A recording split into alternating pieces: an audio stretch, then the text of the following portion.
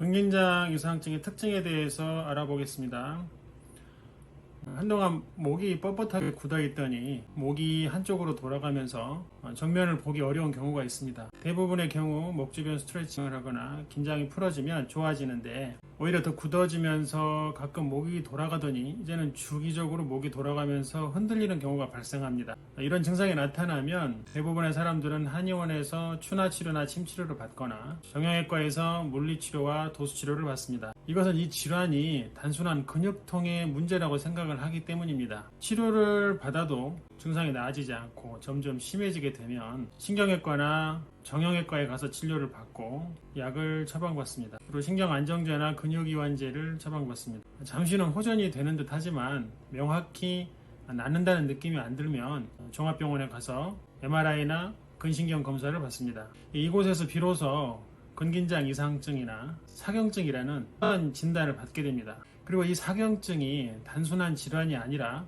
복잡하고 낫기 어려운 질환이라는 인식을 하기 시작합니다. 그리고 이제는 이 질환을 잘 치료할 수 있는 병원을 찾아보려고 노력합니다. 이것이 미소진 한의원의 사경증을 치료하러 내원하는 환자들의 대체적인 패턴입니다. 근긴장 이상증은 초기에 증상이 발생될 때는 미미한 증상으로 시작이 되기 때문에 대부분의 환자가 치료 시기를 놓치고 방치하다가 증상이 한참 진행된 다음에야 겨우 병명을 알게 됩니다. 근긴장 이상증과 사경증에 대한 양방 치료는 근육의 지속적인 떨림을 막아주는 보톡스 치료와 신경을 안정시키는 신경안정제, 경직된 근육을 이완시키는 근육이완제, 그리고 파킨슨 치료제 등을 처방받습니다. 증상이 미미하고 떨림이 심하지 않은 초기에 이 치료법은 어느 정도 효과를 보입니다.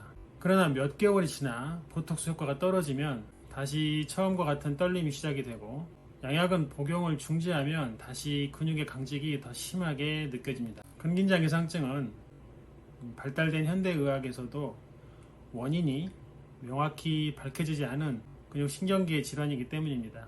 수술이나 약물로 치료가 가능한 경우는 극히 제한적인 경우에 해당되며 근육긴장의 범주가 높고 긴장도가 센 경우는 증상을 줄여주는 보존적인 치료를 하는 경우가 대부분입니다. 증상이 가벼운 초기의 경우에는 약물과 보톡스가 비교적 효과적이지만 증상이 심하고 경과한 지 수년이 지난 경우의 환자는 보톡스가 아예 효과가 없거나 부정적인 효과를 나타내는 경우도 있어서 중증 난치증인 경우에는 오히려 치료가 더 힘든 것이 사실입니다.